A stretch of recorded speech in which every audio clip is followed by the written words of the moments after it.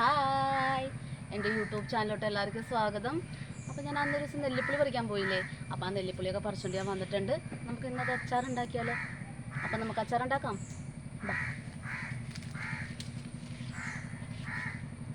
അപ്പോൾ അതെ, ഞാൻ അച്ചാർ ഉണ്ടാക്കാനുള്ള എല്ലാം സെറ്റാക്കി വെച്ചേക്കും ഒന്നുകൂടെ. അപ്പോൾ അതിന് വേണ്ട എന്തൊക്കെയാണ് അച്ചാർ ഉണ്ടാക്കാൻ അധികം സാധനങ്ങളൊന്നും വേണ്ട. അപ്പോൾ അതെ, ഒരു വലിയ കഷ്ണം ഇഞ്ചി, ഒരു 10 വെളുത്തുള്ളി, പിന്നെ കറിവേപ്പില. ഞാൻ ഇവിടെ എടുത്തേക്കണത് നമ്മുടെ വെള്ള കാന്താരിയില്ലേ, കാന്താരിയാണേ. പിന്നെ മുളക് പൊടി, ഒരു 5 സ്പൂൺ മുളക് പൊടി ഉണ്ട്. പിന്നെ മഞ്ഞൾപ്പൊടി, ഉപ്പ്, കടുക്, ഉലുവ, പിന്നെ നമ്മുടെ എന്താ അച്ചാറിന് കായം. ഞാനിവിടെ വെളിച്ചെണ്ണ അല്ല, ഞാൻ നല്ലെണ്ണയാണ് എടുക്കണത്. കണ്ടോ, സ്വർണ്ണം നല്ലെണ്ണ, അതാണ് ഞാൻ വാങ്ങിച്ചേക്കണം. പിന്നെ നമ്മുടെ എന്താ വിനാഗിരി. അപ്പോൾ നമുക്ക് ഇത്ര സാധനങ്ങളൊക്കെ മതി നമുക്ക് അച്ചാറുണ്ടാക്കാം. അപ്പോൾ നമുക്ക് അച്ചാറുണ്ടാക്കിയാലോ?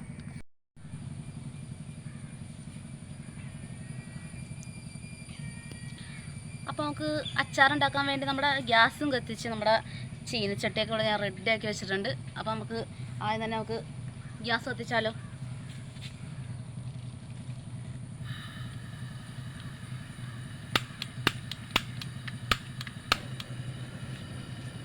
നമ്മുടെ ഗ്യാസ് കത്തി.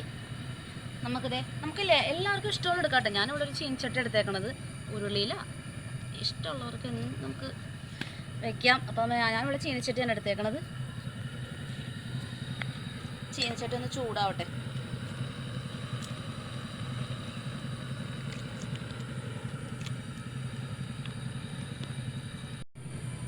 അപ്പം അതെ, നമ്മുടെ ചീനച്ചട്ടിയൊക്കെ ചൂടായി. നമ്മുടെ നല്ലെണ്ണ അതെ ഞാൻ ഒഴിക്കുവാണ്.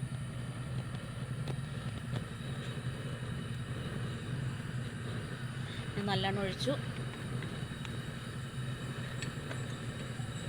ഇനി അതൊന്ന് ചൂടായി വരുമ്പോൾ നമുക്ക് അതിലേക്ക് നമ്മുടെ ഉലുവ, ഞാനൊരു സ്പൂൺ ഉലുവ എടുത്തിട്ടുള്ളൂ. കണ്ടോ, ഉലുവ ഒന്ന് പൊട്ടട്ടെ.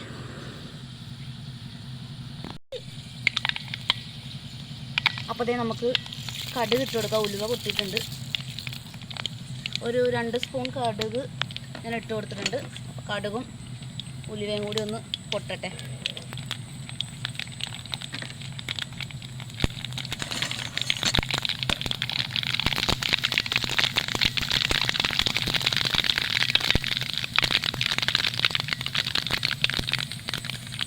അതിലേക്ക് നമ്മുടെ ഇഞ്ചിയും വെളുത്തുള്ളിയും കൂടി അരിഞ്ഞ് വെച്ചത്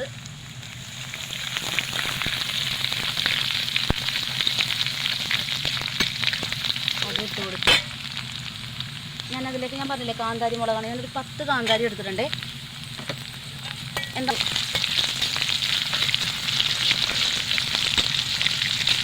കളറൊക്കെ നല്ല മൂത്ത് വരട്ടെ. അപ്പോൾ നല്ലെണ്ണയുടെയും ഇഞ്ചിയുടെയും ഒക്കെ നല്ല അതിൻ്റെ പച്ചപ്പൊക്കെ ഒന്ന് പോട്ടെ.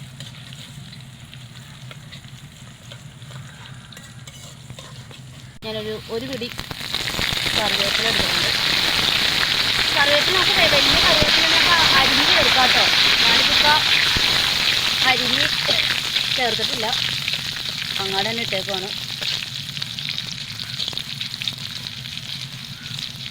ഓക്കെ ദേ, അപ്പം നമ്മുടെ ഇതൊക്കെ മൂത്ത് വന്നിട്ടുണ്ട്. നമുക്ക് അതിലേക്ക് 1 സ്പൂൺ മഞ്ഞൾപ്പൊടി ഇട്ട് കൊടുക്കാം.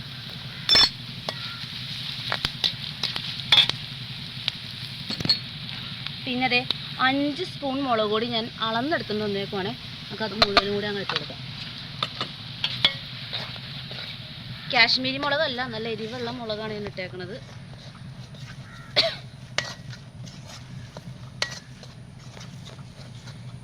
ഇനി നമുക്ക് അതിലേക്ക് കായം, നമുക്ക് ആവശ്യത്തിന് കായം. ഞാൻ ഇവിടെ ഒരു 2 സ്പൂണോളം കായപ്പൊടി ഇട്ടിട്ടുണ്ട്. നമുക്കതിലേക്ക് ഈ പുളിയുടെ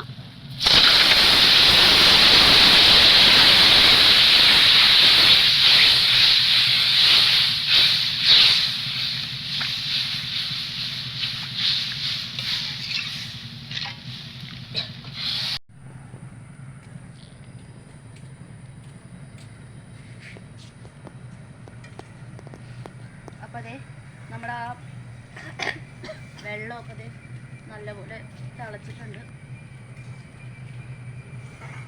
ഇനി നമുക്കിതിലേക്ക് ആവശ്യത്തിന് ഉപ്പിട്ട് കൊടുക്കാം.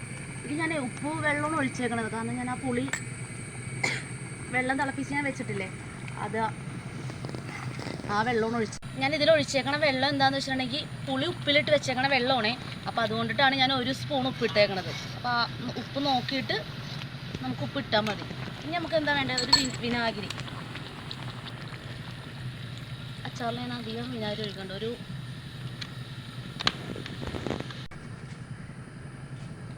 ഞാനിതിലോട്ടേ ഒരു 3 സ്പൂൺ വിനാഗിരി ഒഴിച്ചിട്ടുണ്ട്. ഇനി നമുക്കൊന്ന് ഉപ്പ് നോക്കിയാലോ, ഒന്ന് ഉപ്പ് ഉണ്ടോ നോക്കാം നമുക്ക്.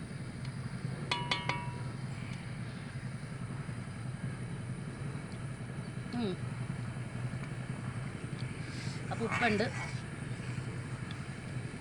ഇനി അതൊരു വിധം ഒന്ന്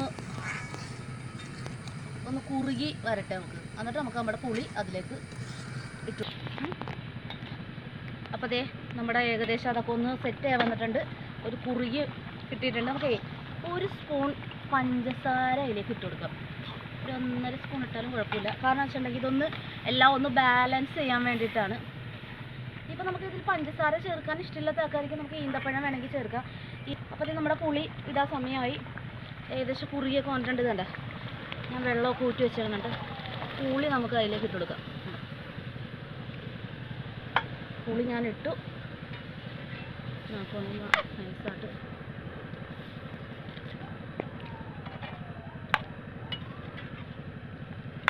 ഇനി ആ പുളി ഒന്ന് ആ ഗ്രേവി കിടന്നൊന്ന് തിളക്കട്ടെ. അപ്പോൾ അതേ നമ്മുടെ അച്ചാറിലോട്ട് നമ്മുടെ പുളിയൊക്കെ ഇട്ടു. ഇച്ചിരി കൂടി ആ ഒരു വെള്ളം ഒന്ന് പറ്റാനുണ്ട്. അപ്പോൾ അതൊന്ന് നല്ല തിള വന്ന് അതൊന്ന് ആ പുളിയിലോട്ടൊക്കെ ഒന്ന് ഇറങ്ങി പിടിക്കട്ടെ. ഈ നല്ലെണ്ണയിൽ ഉണ്ടാക്കിയിട്ടുണ്ടെങ്കിൽ അച്ചാർ നന്നായിട്ട് ലാസ്റ്റ് ചെയ്യും. നമ്മുടെ വെളിച്ചെണ്ണയിൽ ഉണ്ടാക്കണേലും നല്ലത് നല്ലെണ്ണയിൽ തന്നെ ഉണ്ടാക്കുന്നതാണ്. നമ്മുടെ അച്ചാർ നന്നായിട്ട് തിളച്ച് ആ ഒരു നല്ല ചുമപ്പ് കളറൊക്കെ ആയിട്ട് വന്നിട്ടുണ്ട്. ഒന്നും കൂടി ഒന്ന് കുറുകണം. ഇട്ടേക്കണ കൊണ്ടിട്ട് ഇപ്പോൾ നമ്മുടെ എല്ലാം ബാലൻസ് ചെയ്യാൻ വേണ്ടിയിട്ട് ഞാൻ പഞ്ചസാര ഇട്ടേക്കണത്. അപ്പോൾ ഒന്നും കൂടി ഉപ്പ് നോക്കിക്കളയാം.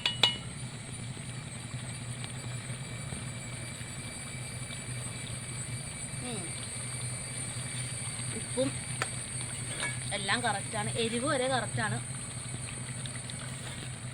നമുക്ക് ഇത് ഒന്ന് പുളി ഇരുന്ന് കഴിയുമ്പോഴത്തേക്കും നമുക്ക് ഏകദേശം മനസ്സിലാവും ഉപ്പ് ഉണ്ടോ ഇല്ലെന്ന്. അപ്പോൾ നമുക്ക് കുപ്പിയിലോട്ട് മാറ്റുമ്പോൾ നമുക്ക് ഇച്ചിരിയും കൂടി ഉപ്പ് വേണമെങ്കിൽ ചേർത്ത് വെച്ചാൽ മതി. പാകത്തിന് കിട്ടിയിട്ടുണ്ട്. നമുക്ക് തീ ഓഫ് ചെയ്തു. ഇനി ഇതിൻ്റെ ചൂടാറി കഴിഞ്ഞിട്ടാണ് ഞാൻ ബാക്കി നമുക്ക് കുപ്പിയിലോട്ടൊക്കെ ആക്കാൻ പറ്റുള്ളൂ. അപ്പോൾ നമ്മുടെ അച്ചാർ ഇവിടെ നല്ല പാകമായിട്ട് വന്നിട്ടുണ്ട്. കണ്ടോ, നല്ല എരിവുള്ള നല്ല അച്ചാർ കറക്റ്റായിട്ട് കിട്ടിയിട്ടുണ്ട് നമുക്ക്. കണ്ടോ, അച്ചാർ ഇവിടെ റെഡിയായി. ഇത് നമുക്ക് ഒന്നല്ലെങ്കിൽ ചില്ലിൻ്റെ കുപ്പിയിൽ തന്നെ അച്ചാറിട്ട് വെക്കാൻ ശ്രദ്ധിക്കണം, അല്ലെങ്കിൽ ഭരണി. ഇതിലേതെങ്കിലും ഇതിൽ രണ്ടിലാണ് ഏറ്റവും നല്ലത്. അപ്പോൾ നമുക്ക് അച്ചാർ കുറേ നാൾ ഉപയോഗിക്കാൻ പറ്റും. അപ്പോൾ നമുക്ക് അച്ചാർ ഒന്ന് ടേസ്റ്റ് ചെയ്ത് നോക്കാം കേട്ടോ. അതിനൊരു പാത്രത്തിലോട്ട് മാറ്റാം.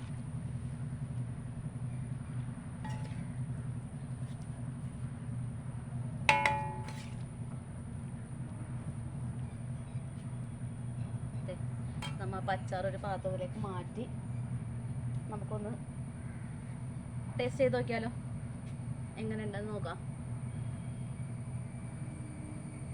ഞാനപ്പോൾ ടേസ്റ്റ് ചെയ്ത് നോക്കാൻ പോവാണേ.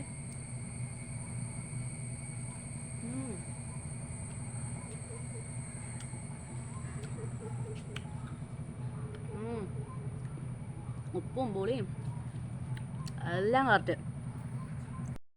അപ്പോൾ അച്ചാറൊക്കെ ഞാൻ ടേസ്റ്റ് ചെയ്തു.